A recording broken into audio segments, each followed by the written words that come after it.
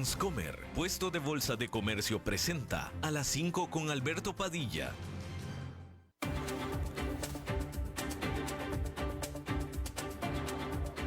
Inicia a las 5 con Alberto Padilla. Un programa diseñado con el objetivo de llevarte diariamente un tema de actualidad, acompañado siempre de reconocidos editorialistas. De lunes a viernes a las 5 de la tarde por CRC 89.1 Radio. A las 5 con Alberto Padilla. Hola, ¿qué tal? Saludos, bienvenidos a esta emisión de A las 5 con su servidor Alberto Padilla. Muchísimas gracias por estarnos acompañando. Gracias por estar ahí. Le mando cálidos saludos desde la señal y las instalaciones de CRC 89.1 Radio en San José, Costa Rica, desde donde estamos transmitiendo hasta el punto, en el tiempo, en el espacio en el que usted nos esté escuchando, porque estamos saliendo en diferentes vías simultáneamente, por ejemplo en Facebook Live, en la página de este programa, a las 5 con Alberto Padilla. Estamos disponibles en el canal de YouTube de este programa. Estamos en podcast en las principales plataformas para ello, como Spotify, Apple Podcast, Google Podcast y otras 5 importantes más. Aquí en Costa Rica, este programa que sale en vivo a las 5 de la tarde, se repite todos los días a las 10 de la noche aquí en CRC 89.1 Radio. En esta ocasión me acompaña, tratando de controlar los incontrolables, como usualmente, el señor David Guerrero, y la producción general de este programa, siempre poderosa, desde Colombia, a cargo del señor Mauricio Sandoval.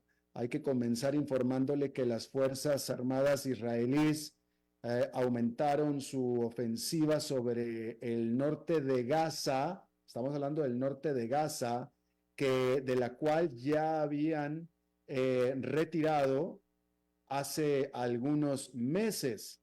Hay que decir que se informa, es decir, recuerde que últimamente habían estado ya fijándose y enfocándose en la parte sur de la Franja de Gaza.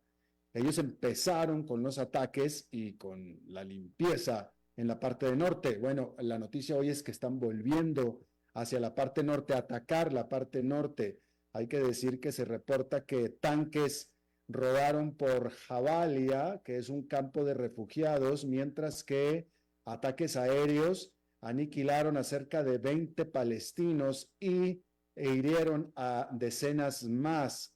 Hay que decir que las Fuerzas Armadas de Israel dijeron que esta operación era para evitar que militantes de Hamás se regresaran al norte a buscar refugio ahí.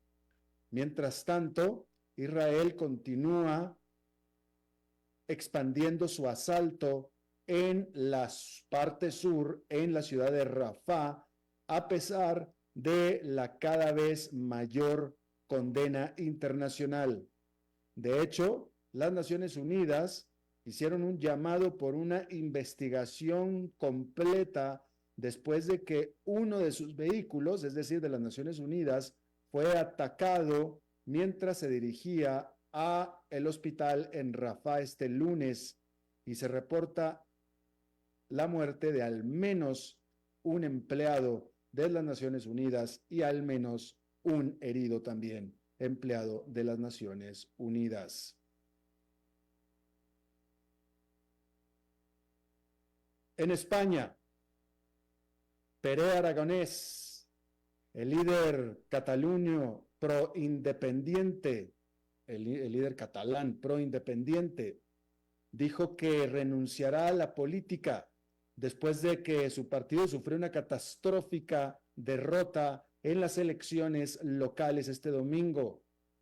Los partidos pro-independentistas ganaron 61 curules o escaños en el Parlamento catalán, que es 7 por debajo de lo necesario para mantener la mayoría que los separatistas habían mantenido durante las últimas 4 elecciones. Los socialistas, que son dirigidos por el primer ministro Pedro Sánchez, fueron los que ganaron la mayoría de asientos, pero también quedaron por debajo de quedarse con la mayoría. A esto, Pere Aragonés, dijo que su partido no apoyará a un gobierno socialista. La Fuerza de Policía Metropolitana Británica levantó cargos a 3 hombres acusados de violar la Ley de Seguridad Nacional mediante proveerle ayuda a la inteligencia o los servicios de inteligencia de Hong Kong. Estos hombres aparecieron en corte este lunes. La policía también dijo que otras 11 personas habían sido arrestadas con cargos similares desde el 1 de mayo en otras partes de la Gran Bretaña. 8 han sido liberados sin cargos. Mencionarle que, ya que estamos hablando de la Gran Bretaña, la gigante minera británica Anglo American rechazó otra vez una propuesta revisada de compra por parte de su rival australiana BHP, la cual había aumentado su oferta a $43,000 millones después de que al principio Anglo American había rechazado su oferta original por $40,000 millones de compra. BHP, la australiana, dijo que estaba decepcionada con la reacción de la gerencia de Anglo American y la decisión de no considerar la oferta. Este eventual acuerdo le hubiera dado a la australiana BHP una mucho mayor presencia en el mercado del cobre. Antes o en prevención de la escasez que se ve, de la potencialidad de escasez que se ve en este metal o que se estima vaya a haber en este metal. En más información corporativa hay que decir que la compañía desarrolladora de sitios web Squarespace acordó ser comprada por $6,900 millones por Permira, que es un gigante de capital de riesgo privado. Esta empresa tecnológica había salido pública hace menos de 3 años. Las acciones subieron después de esta noticia. Este acuerdo subraya de qué manera cada vez más startups, cada vez más empresas tecnológicas que están creciendo y que son nuevas, de nueva creación, están eligiendo mantenerse privadas. Compañías como ByteDance, OpenAI, Stripe y la propia SpaceX, todas con valuaciones en los decenas de millones de dólares, han permanecido todavía hasta ahora en manos privadas y no en el mercado público de acciones.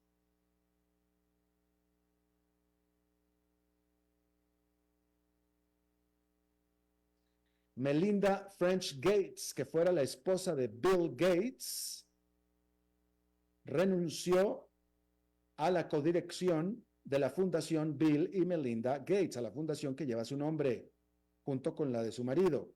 Recuerde que Bill y Melinda se casaron, tuvieron hijos y fundaron la Fundación Bill y Melinda Gates, por medio de la cual se comprometieron y prometieron a donar el grueso de su fortuna, uno de los hombres más ricos del mundo, Bill Gates. Después se divorciaron, pero cuando se divorciaron, Melinda dijo que se quedaría trabajando como copresidenta o cofundadora de la fundación junto con Bill. Bueno, pues ahora también se está yendo de la Fundación Bill y Melinda Gates.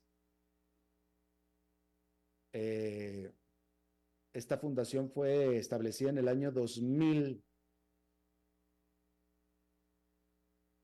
Melinda French Gates dijo que estaba eligiendo salirse de la Fundación Bill y Melinda Gates para pasar a lo que llamó su siguiente capítulo en la filantropía. Ella se lleva consigo $12,500 millones los cuales comprometerá a su nueva labor a favor de las mujeres y de las familias. Es decir, va a ser su propia fundación, básicamente. Va a ser su propia fundación con sus propios objetivos y gustos, pero simplemente ya no quiere estar en la fundación Bill y Melinda. Entonces, hemos de suponer que la fundación Bill and Melinda Gates va a ser ahora simplemente fundación Bill Gates. Y la que abra Melinda será la fundación Melinda French, que es el nombre de soltera. Y está empezando con 12.500 millones de dólares. Nada mal, nada mal.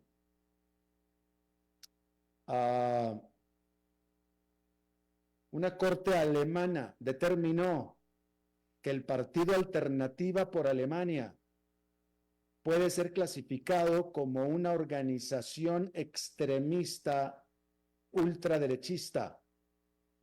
Esta determinación de la Corte dice que Alternativa por Alemania quiere establecer a los inmigrantes con un estatus de segunda. Los servicios de seguridad de Alemania catalogaron a este partido de ultraderecha como potencialmente extremo en el 2021. Esto es importante porque darle este estatus a Alternativa por Alemania facilita a las autoridades el vigilar al partido, el mantener vigilado al partido. Alternativa por Alemania ha metido demandas en contra de esta decisión varias veces. Y este es un revés más. Ellos están peleando por su derecho de considerar a los inmigrantes de segunda categoría. Ellos consideran que es un derecho y eso es lo que están reclamando.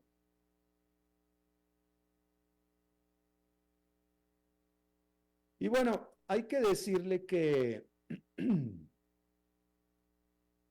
SoftBank, el grupo SoftBank, que es un grupo inversionista, un grupo de capital para inversión japonés, que originalmente era una firma telefónica, pero cuyo negocio ahora es invertir en otras empresas tecnológicas. Una de ellas, por ejemplo, fue quien invirtió primero en Uber, por ejemplo. Bueno, anunció SoftBank sus resultados trimestrales este lunes. Decir que la empresa reportó su segundo trimestre consecutivo de utilidades después de que había reportado pérdidas durante los anteriores 5 trimestres consecutivos. Ante esto, las acciones de SoftBank se dispararon 30% desde que comenzó a registrar buenos números, es decir, desde que empezó este año. Ha ganado SoftBank 30%. Especialmente gracias al fuerte desempeño de la empresa ARM, que es una diseñadora británica de microprocesadores en la cual SoftBank tiene el 90% de propiedad. Las ganancias de esta ARM ha ayudado a SoftBank a compensar las pérdidas que tiene en otras inversiones que no han salido tan buenas y que realizó durante épocas de boom. En junio del año pasado, el fundador de SoftBank, Masayoshi Son, prometió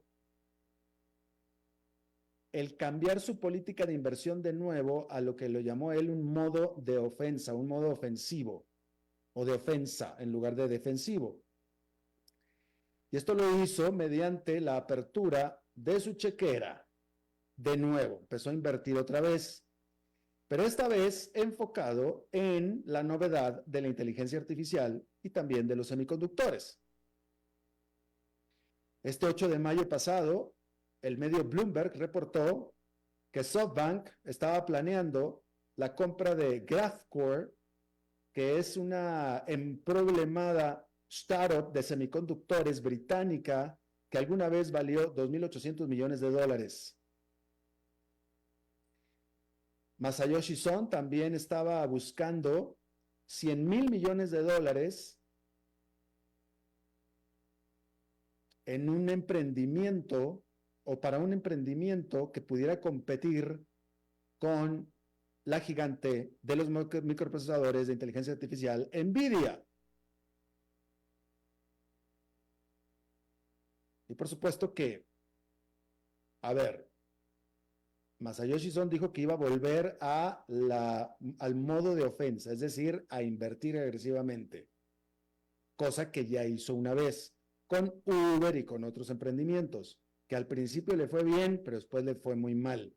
Bueno, pues está haciendo lo mismo esta ocasión. Sus inversionistas, pues, tienen toda la esperanza de que otra vez le vaya bien y se quede bien. Así es que ahí tiene usted eso. Por cierto, que este lunes se abrió una exhibición y conferencia industrial bastante peculiar, porque se abrió la Space Tech Expo Conference, es decir, la conferencia y exposición de tecnología espacial. Fíjese qué interesante ha de ser eso, ¿no?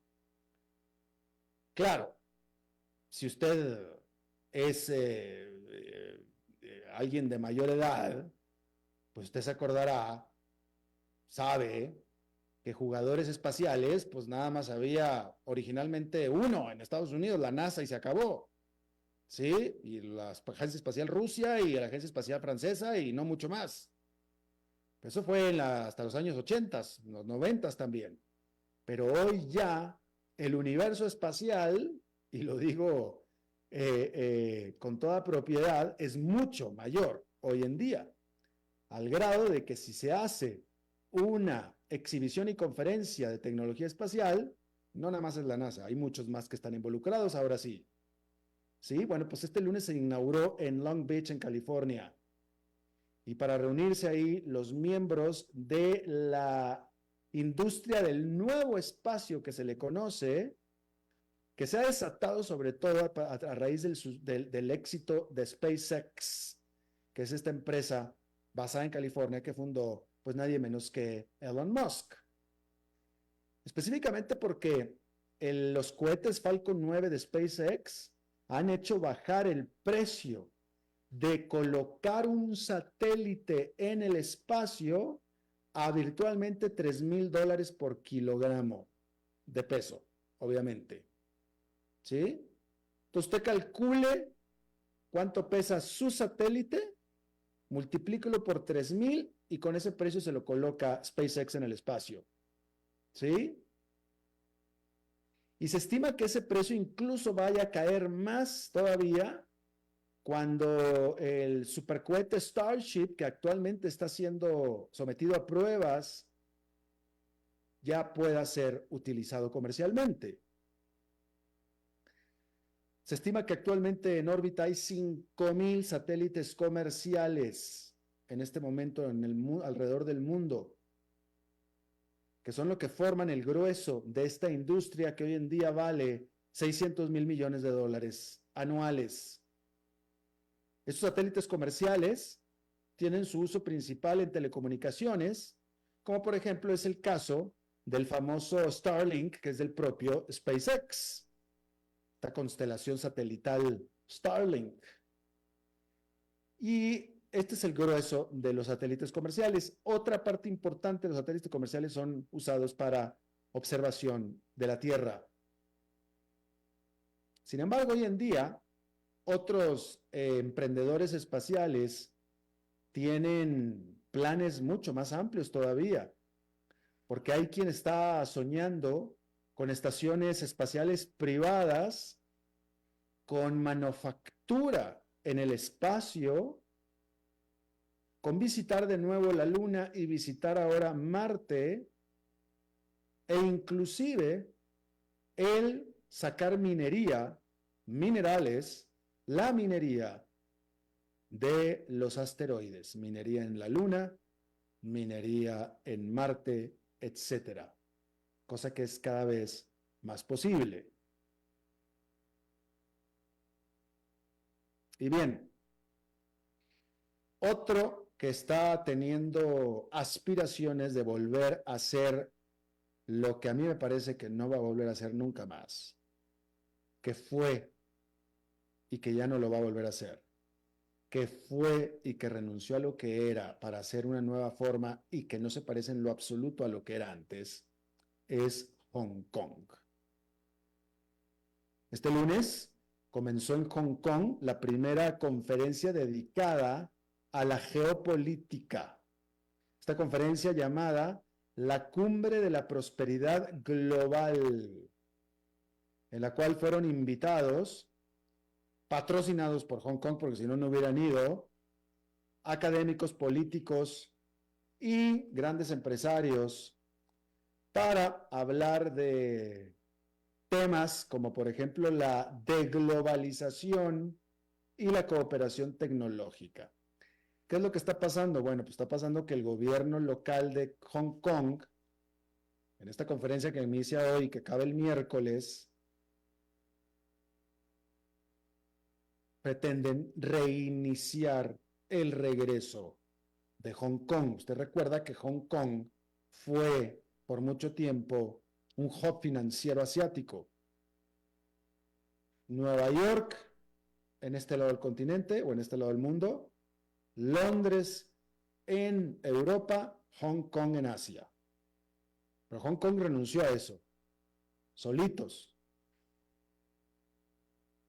Hay que decir que la organizadora de esta conferencia, Regina Ip,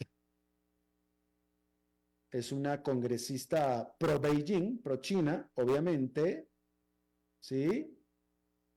Y la describe sin pena como el intento de Hong Kong de salir de su aislamiento después de los últimos convulsos años que comenzaron en esta década.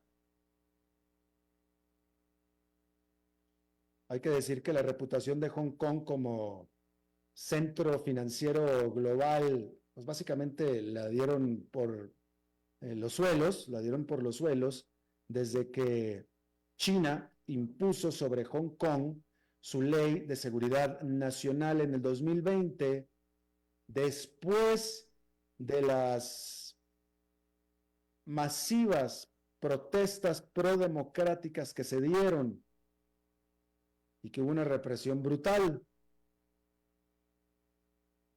Hay que decir que esta conferencia aparte, este intento de Hong Kong, se da casi inmediatamente después de que se impuso el artículo 23, que es otra nueva ley aparte.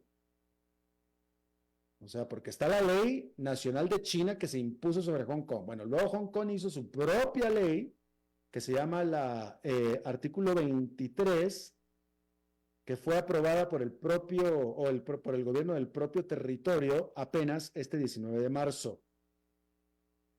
Bueno, pues esta mujer, Regina Ip, tiene la aspiración de que el mundo se olvide de aquello y que se concentre ahora en lo que ella asume es el papel de Hong Kong como intermediario entre China continental y el resto del mundo. Así es la visión que tienen ellos de ellos mismos. ¿Sí? Pues quién sabe de aquí para adelante. ¿Quién sabe de aquí para adelante? Pero ciertamente los que conocieron y conocían a Hong Kong como efectivamente un hub genuino financiero mundial, saben que no va a volver a ser lo mismo. No puede ser lo mismo. Es imposible que sea lo mismo. Simplemente no va a volver a ser. No va a volver a ser. O sea, y China está en un sueño guajiro pretendiendo que Hong Kong vuelva a ser lo mismo cuando gran parte de, ¿cómo lo voy a decir? Gran parte de el éxito, definitivamente el éxito, pero una gran característica o elemento de lo que hacía Hong Kong un centro financiero global era precisamente la democracia y la libertad. Por algo era Hong Kong y no era Shanghái y no era Beijing. Por algo. Era porque Hong Kong no era ni Shanghái, ni Beijing, ni ninguna otra ciudad china. Hoy ya es una ciudad china más. Y está bien. Ser China, ser una ciudad china más, tendrá muchos beneficios, pero no el beneficio de la libertad, que eso era una característica que tenía Hong Kong. Entonces ya no puede ser otra vez Hong Kong, ya no puede ser. Simplemente lo que ellos están aspirando no puede ser más. Y bueno, ya que estamos hablando de Hong Kong y de Asia, déjeme informarle que Asia en general está literalmente encaneciéndose y de manera muy rápida, encaneciéndose de canas, literalmente de canas. O sea, se está envejeciendo, ¿sí? Y el problema es que la región no está preparada para los grandes récords, los grandes retos que el envejecimiento de la población trae consigo. Esto de acuerdo al Banco de Desarrollo Asiático, ¿sí? Quien reporta que ya en algunos países el sistema de salud está sobrepasado. Y luego, eso ya, en algunos países el sistema de salud ya está sobrepasado, con tantos viejitos ahí. Y por supuesto que el siguiente en la lista de preocupación es el sistema de pensiones, también. Fíjese este dato, para el año 2035, o sea, en 11 años nada más, 400 millones de chinos, que es más de un cuarto de la población, tendrá al menos 60 años. Pero se estima que el sistema público de pensión pudiera quedarse sin dinero ya para el año 2035. De acuerdo a un think tank del gobierno chino. Y claro, acuérdese, cada jubilado que está recibiendo pensión, pues es alguien que los que están dando tienen que mantener. Y la ecuación funciona cuando los que dan, aportan, son mayor número que los que reciben. El problema del envejecimiento es que la ecuación se voltea. Cada vez aumenta más los que reciben y disminuyen los que aportan. Y entonces colapsa el sistema. ¿Sí? Hay que decirle que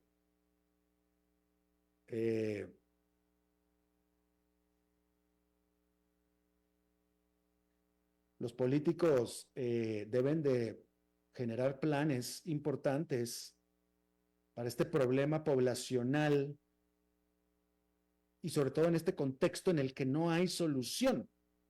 Porque por más que los asiáticos pudieran empezar a hacer más población, pues esta no va a ser económicamente activa hasta dentro de varias décadas, ¿estamos de acuerdo? Pero aparte, o sea, no va a suceder.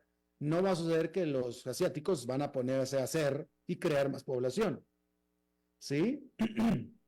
Luego encima, en algunos países más pobres asiáticos, en los países asiáticos en desarrollo, el problema es aún mayor y más retador porque ahí las poblaciones se están igualmente haciendo más viejas, pero sin ser ricas. Son viejas y pobres, y eso es un problema importante. Por ejemplo, el caso de Tailandia. En Tailandia, en el 2021, el 14% de la población era de al menos de 65 años de edad, es decir, de 65 para arriba. Y el Producto Nacional Bruto por cada una de esas personas era de solamente $7,000.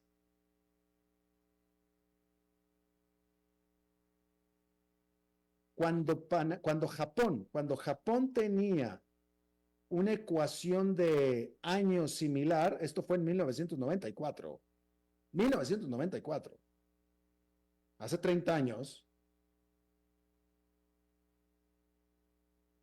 El ingreso en términos reales de la misma población era de 5 veces mayor que el actual de Tailandia. Y bueno, yo creo que se explica solo el hecho del problema de cuando tienes una población mayor que ya no es económicamente activa, sino es económicamente pasiva y encima pobre. Y ese es un problema muy, muy mayor que se está teniendo en este momento. Bien, vamos a hacer una pausa y regresamos con nuestra entrevista de hoy. A las 5 con Alberto Padilla, por CRC 89.1 Radio. Este mensaje es para vos. Para vos que te escondes en el baño a llorar porque tenés miedo a que te vean mal. Para vos que a veces sentís que ya no podés más. Para vos que sentís que la vida está perdiendo el sentido poco a poco. Hoy quiero decirte algo. Es posible salir adelante. Habla de lo que te pasa. Busca consejos en www.sanamentecr.org.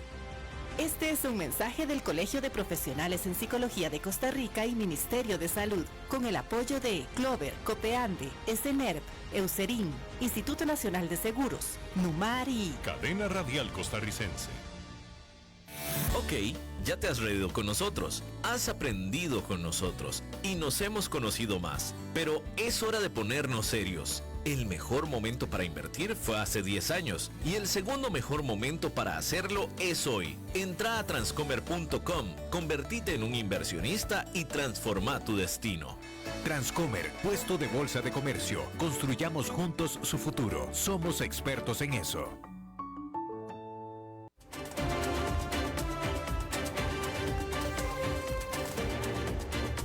Seguimos escuchando a las 5 con Alberto Padilla. Bien, gracias por continuar con nosotros. Vamos a hablar de Rusia.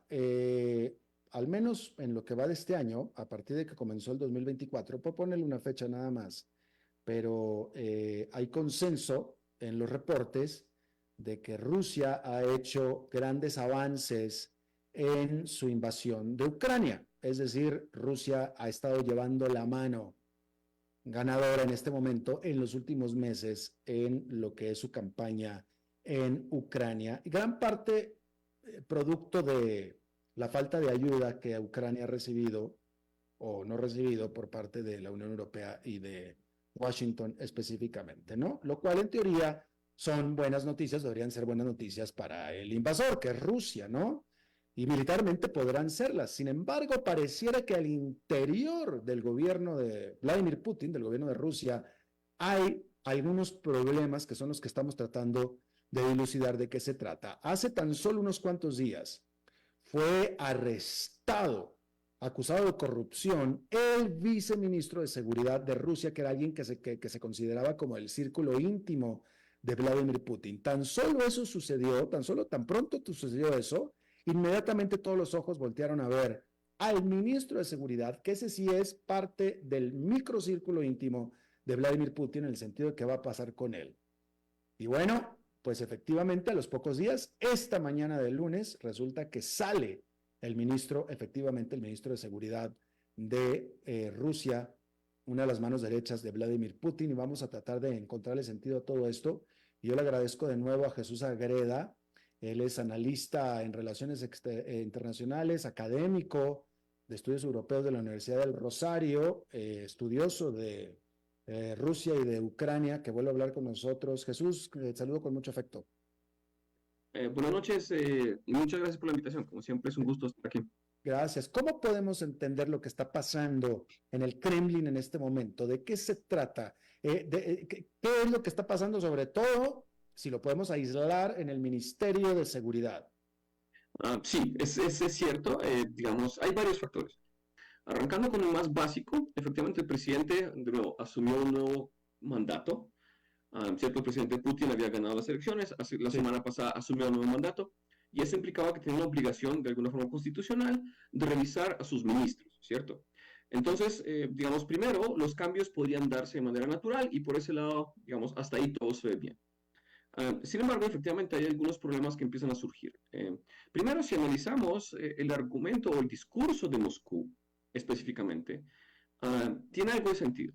Después ya pasaremos a, digamos, algo más profundo, pero solo mirando, digamos, en términos superficiales, Rusia está corriendo contra el reloj por varias razones. Primero, tal como se mencionó muy bien, efectivamente Ucrania ha estado, digamos, perdiendo un poco territorio. Tampoco diría que es demasiado, pero efectivamente Rusia ha tenido la delantera. Ha estado haciendo una ofensiva que seguramente se va a ampliar ahora en primavera, pues lo que queda primavera y verano. Pero lo que Rusia está haciendo es aprovechando de alguna forma la falta de ayuda que Ucrania ha tenido, que finalmente se aprobó, por ejemplo, en Estados Unidos, pero que se va a demorar en llegar. Y eso significa que Rusia tiene una ventana de oportunidad relativamente corta para tomar territorio, ¿cierto? Y segundo, esto es muy importante porque a la larga, lo que se prevé como resultado de las elecciones en Estados Unidos, es bastante posible que de alguna manera Rusia planee quedarse con el territorio que tome en este momento. Es decir, con la posible llegada de Donald Trump al poder, se habla de una posibilidad de que eventualmente en una negociación muy forzada de alguna forma para Ucrania, pero que le dé alguna ventaja a Rusia. Sin embargo, ahora, fuera de eso, digamos, de ese afán y por ende la necesidad de un cambio de estrategia, se podría justificar el cambio de ministro de Defensa. Pero por otro lado, efectivamente, hay un argumento que ha existido históricamente y es una de las razones por las cuales Rusia no ha tenido el éxito que se esperaba en la guerra, era porque justamente se evidenció un altísimo nivel de corrupción dentro de las Fuerzas Armadas rusas. Sí, Rusia estaba gastando enormes cantidades de recursos en la modernización de sus capacidades militares, pero que no se evidenciaron en el campo de batalla en el caso de Ucrania. Lo cual, de nuevo, evidenció unos vacíos y unos huecos que otra vez se estaban sospechando, pero que se hicieron visibles. La detención, efectivamente, de uno de los principales asesores, sino el segundo al mando más o menos del ministro de Defensa, evidencia eso. Pero por otro lado, recordemos que eso tampoco es solo críticas desde afuera. El mismo Prigozhin, no sé si se acuerdan, el líder de Wagner, había argumentado en la misma dirección, había dicho que efectivamente existe un problema de corrupción muy fuerte. Y creo que lo que vemos es el resultado un poco atrasado de ese tipo de lógicas hace algún tiempo atrás. Prigozhin finalmente murió, pero igual dejó un golpe muy fuerte a la credibilidad, sobre todo del ministro de Defensa. Y me parece que Putin no podía cambiarlo de manera inmediata, justamente para no darle razón a Prigozhin y finalmente aceptar, digamos, las acusaciones que se le hacían, sino que dio tiempo, más o menos razonable, para que eventualmente ese cambio se diera y pareciera que fuera un cambio natural. Pero otra vez es un cambio que ya se esperaba venir, sobre todo de nuevo por, digamos, la evidente corrupción dentro del Ministerio de Defensa ruso, evidenciado por la falta de resultados en el campo de batalla. Pero ahora, me sorprende, y tú dime, a lo mejor es un estereotipo, pero me sorprende que la corrupción en el gobierno de Rusia, deja tú en el Ministerio de Defensa, que la corrupción en el gobierno ruso sea una novedad. Se ha por sentado que todos los gobiernos son corruptos, pero el gobierno de Rusia, siendo una dictadura, es más corrupto que muchos otros. Sin duda, 100%, y por la alianza esta entre los oligarcas y Putin, que arranca incluso desde Yeltsin. Es cierto, es uno de los problemas estructurales del sistema político ruso. Es un problema estructural que afecta a la población, pero que de alguna forma se había podido esconder detrás de la exportación de petróleo ruso. Es decir, había recursos suficientes, no solo para que el gobierno se quedara con una parte, sino eventualmente mostrar algunos avances para el gobierno. Lo que vemos ahora es que efectivamente el gobierno se está quedando sin dinero, en parte porque las exportaciones a la Unión Europea de Occidente se han reducido de manera significativa. Y eso significa que hay menos recursos y por ende la corrupción es más visible y por ende el presidente se ve obligado a hacer algo. Pero sin duda es un problema endémico dentro del sistema mismo desde su creación. Claro, incluso el propio ejército ucraniano está teniendo problemas con la corrupción también. Sí, Ucrania y la mayoría de los países exsoviéticos, tal vez con excepción de los bálticos, habían evidenciado de alguna forma esta herencia social, digamos, de la Unión Soviética, que claramente demuestra que hay niveles de corrupción muy altos y muy difíciles de combatir de alguna forma en todas las esferas del poder político, tanto en Ucrania, Kazajstán, Kirguistán, incluso Bielorrusia, sin duda, que de nuevo ha sido difícil luchar contra ello. Ucrania ha hecho un gran esfuerzo, pero todavía no lo ha podido superar del todo. Claro, y por esa misma razón, el proceso de integración de Ucrania a la Unión Europea se va a demorar todavía algún tiempo, porque es uno de los puntos centrales que finalmente es muy difícil de superar, claro. Claro. Ahora, a quien puso de ministro de Seguridad Vladimir Putin es a un civil. ¿Cuál es el significado de esto y si hay antecedente o precedente de esto? No del gobierno Putin, porque no habíamos visto que el gobierno Putin se había rodeado justamente de exfuncionarios militares para consolidarse en el poder. Um, Sin embargo, me parece que es una señal de nuevo para público doméstico más que para cualquier otra persona. A lo que vamos es que se nombra una persona que es un economista, que justamente no tiene una función muy clara y es no dirigir la guerra, porque para eso está el Estado Mayor Conjunto de Rusia y está Gerasimov, digamos, a la cabeza, sino que es básicamente una figura que desde el punto de vista económico va a llevar un control del dinero. Me parece que específicamente demostrarle a la gente que pone a cargo a alguien cuya función es específicamente garantizar que el dinero no se pierda dentro del Ministerio de Defensa, que seguramente seguirá perdiéndose, pero al menos la imagen que se muestra es que, de nuevo, se pone a un civil, digamos un agente externo, con experiencia justamente en administración de recursos del Estado, así que en teoría, de nuevo, es alguien que podría garantizar, que de una forma, no garantizar, pero intentar limitar al menos la corrupción dentro de las Fuerzas Armadas. Claro. Dime una cosa, pareciera que es claro, es consenso, no hay duda de los avances que Rusia ha hecho en su campaña en Ucrania en los últimos meses, sobre todo a raíz de que dejó de fluir la ayuda militar de la Unión Europea y de Estados Unidos. Esta ayuda ya se reactivó, cuando menos en parte de Estados Unidos, que era la importante. ¿Eso quiere decir entonces que ahora sí Ucrania va a poder otra vez repeler y retener y darle una tú por tú a Rusia militarmente o no? Es una pregunta compleja porque esa ayuda no llega de golpe. Eso es lo que hay que tener en cuenta. Es decir, son paquetes de ayudas que llegarán de manera gradual. Es más un goteo que un chorro de una forma. En el sentido en que Ucrania se estaba quedando sin municiones, sin artillería, sin otro tipo de capacidades, sobre todo sistemas antiaéreos para repeler, digamos, el ataque ruso. Ahora, efectivamente, en Estados Unidos se aprobó ese paquete de ayuda por $62.000 millones, que por supuesto es enorme. Pero de nuevo, el problema es que será un proceso muy gradual mientras ese tipo de armas y municiones puedan llegar al frente de batalla. Es decir, primero hay que comprarlas, sino a veces simplemente producirlas, y eso es algo que tenemos que recordar muy bien. Y eso significa que, de nuevo, Ucrania tiene un reto muy fuerte por delante y es tratar de planear una defensa con unos recursos que todavía no están a la mano. Es decir, con unos recursos que se espera que van a llegar en ciertos momentos, pero que no necesariamente están ahí disponibles para ser utilizados. Entonces, en principio, ahora veremos que Ucrania posiblemente esté un poco en retirada, porque de nuevo todavía tiene que consolidar toda esa ayuda que va a llegar o a recibir esa ayuda. Y después, y esa es la esperanza del ejército ucraniano, poder contrarrestar de alguna forma esta ofensiva que Rusia está planeando. El problema, sin embargo, es, y hay otro muy de fondo, y es la capacidad humana de Ucrania. Y eso es otra cosa que Ucrania ha estado reclamando o ha estado, digamos, mencionando, y es, una cosa es quedarse sin material técnico, que por supuesto es esencial o extremadamente importante, pero otro problema es que simplemente no hay personas, no hay soldados. Y eso es aún más grave, porque de alguna forma conseguirlos para Ucrania se vuelve un reto mucho más difícil y que tendrán que superar de alguna manera, pero por ahora digamos, se han implementado normas y leyes para tratar de regresar a ucranianos que salieron del país, pero que de alguna forma en este momento Ucrania tiene un déficit muy significativo que tendrá que buscar resolver. Y no, pregunta, no hay soldados porque los ucranianos se fueron.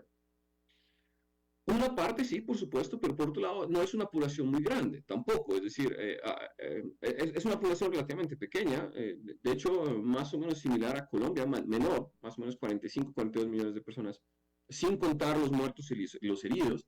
Y por otro lado, digamos, que ha hecho un enorme esfuerzo militar como país, Ucrania, pero donde finalmente no tiene la cantidad humana suficiente de proteger a toda la frontera, básicamente con Rusia, y a su vez rotar la capacidad humana a los soldados constantemente para que los que están al frente tengan tiempo de descansar.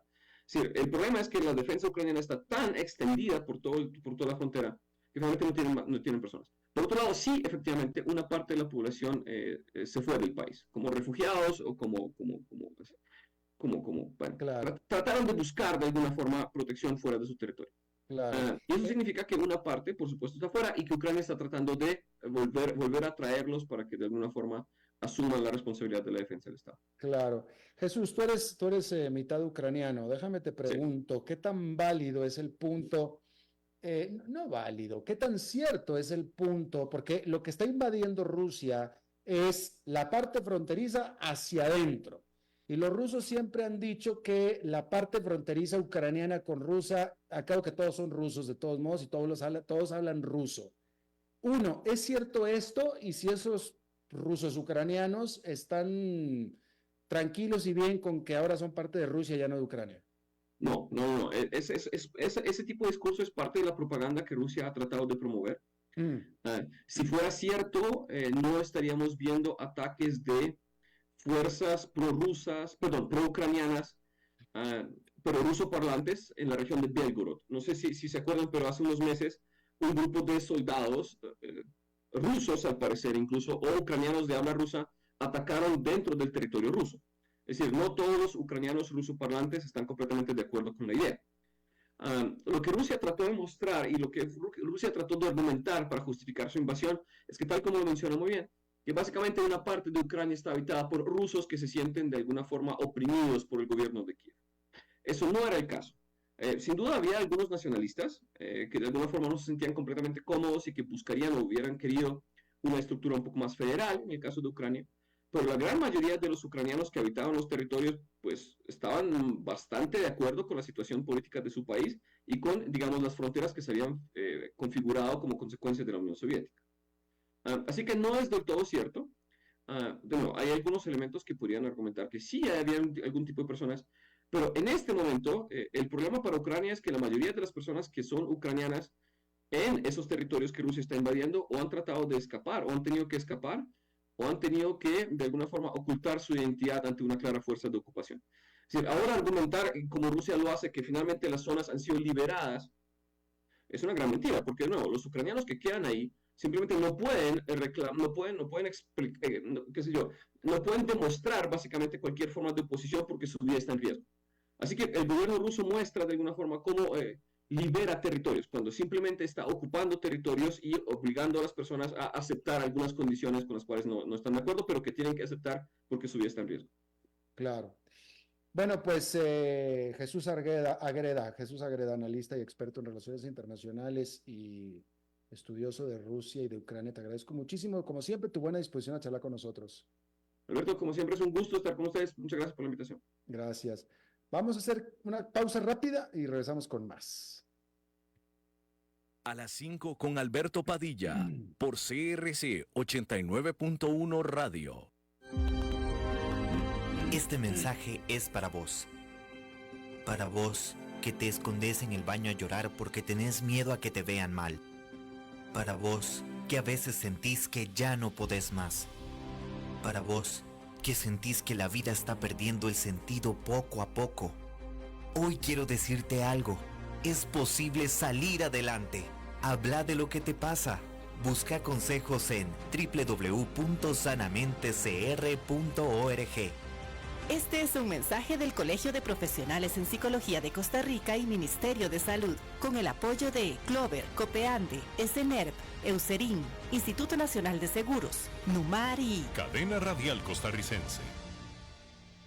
Ok, ya te has reído con nosotros, has aprendido con nosotros y nos hemos conocido más. Pero es hora de ponernos serios. El mejor momento para invertir fue hace 10 años y el segundo mejor momento para hacerlo es hoy. Entra a transcomer.com, convertite en un inversionista y transforma tu destino.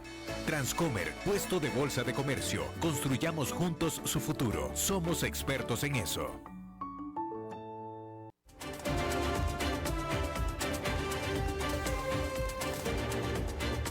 Seguimos escuchando a las 5 con Alberto Padilla. Bueno, como cada lunes vamos a cerrar la edición hablando de bienes raíces con nuestro experto en la materia, Eugenio Díaz. ¿Cómo estás, Eugenio?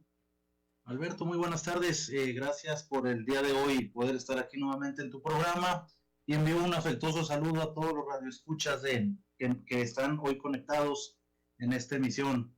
Bueno, como lo hemos estado hablando los últimos lunes, hemos venido analizando las diferentes situaciones del mercado inmobiliario que tenemos actualmente en América Latina. Por supuesto que hemos hablado muchas veces de Costa Rica, analizamos en algún programa también a Venezuela, también pudimos analizar a México, y el día de hoy, estimado Alberto, estimado radioescuchas, les voy a hablar acerca de Colombia. Colombia, que tuve la oportunidad de estar precisamente hace un par de semanas allá, y analizando cómo está el tema de la venta de viviendas y en general de los bienes raíces en ese país. Les quiero decir, estimados radioescuchas, que Colombia tiene grandes retos y oportunidades en reactivación de sus ventas inmobiliarias. ¿Y por qué digo reactivación? Porque Colombia tuvo una desaceleración del sector en el año 2023. Pero parece ser que el modelo de preventas reduce el riesgo de acumulación de excesiva de inventarios porque las empresas desarrolladoras siguen apostando al sector de los bienes inmuebles dirigidos a casas de habitación y apartamentos. ¿Qué sucede con esto y por qué tuvimos esa situación en Colombia? Bueno, pues definitivamente esa desaceleración económica en el sector de la construcción no cumplió el número de viviendas que se tienen que vender al año para que siguiera dándose este motor tan importante que es la construcción en un país. Así es que hubo una fuerte caída de la venta de viviendas durante el 2023, que inclusive hay estudios que dicen que alcanzaron niveles similares a las ventas del año 2011, que fue muy bajo también en Colombia. De esta manera, la caída de estas ventas pues ha perjudicado mucho al mercado inmobiliario y sobre todo también las viviendas de interés social, que eso es un grave problema para Colombia, porque las personas más pobres siguen sin casa y siguen sin programas tan buenos que había antes, no como ahora, que han venido bajando en su ritmo con respecto a los programas de vivienda de interés social. Bueno, dicho esto, ¿qué esperamos para este año 2024 y cómo se ha venido desarrollando? Pues les digo que como los desarrolladores siguieron apostando a que las familias tienen que tener vivienda, así es que han seguido construyendo, han seguido con su tramitología de permisos de licencias para poder seguir haciendo casas que se conviertan en hogares colombianos. Así es que parece que en el 2024 se ha estado recuperando, ha venido funcionando y la gente empieza a mostrar mejor capacidad de compra.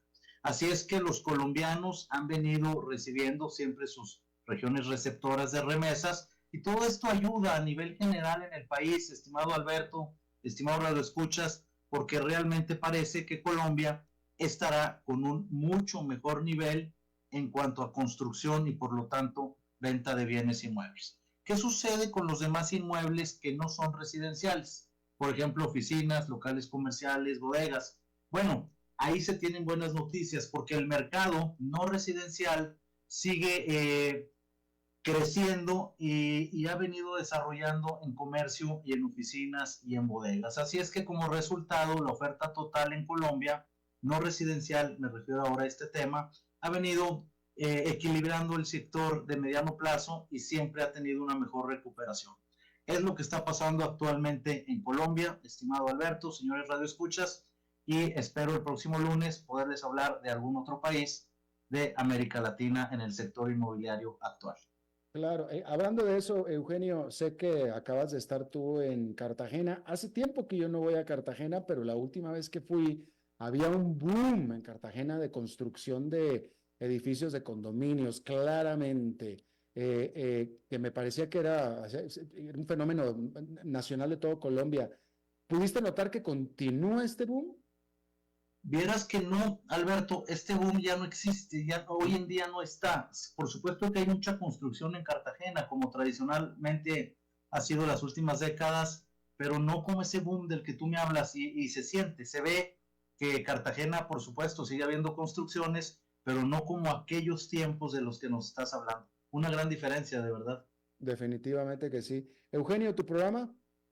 Gracias, Alberto. El programa de radio que yo tengo el gusto de poder conducir todos los sábados por esta emisora se llama Club Inmobiliario Radio. Es un programa donde analizamos el mercado inmobiliario tanto nacional como internacional, siempre con tips y siempre con invitados que hablan sobre algún tema importante de Costa Rica o de América Latina o a nivel mundial. Así es que los espero todos los sábados de 1 a 2 de la tarde por esta emisora. Gracias, Eugenio. Gracias a ti, Alberto, gracias a todos los radioescuchas y les deseo que tengan una feliz semana. Igualmente para ti. Bueno, eso es todo lo que tenemos por esta emisión de A las 5 con su servidor Alberto Padilla. Muchísimas gracias por habernos acompañado. Espero que termine su día en buena nota, en buen tono, y nosotros nos reencontramos en 23 horas. Que la pase muy bien. A las 5 con Alberto Padilla fue traído a ustedes por Transcomer, puesto de bolsa de comercio. Construyamos juntos su futuro. Somos expertos en eso.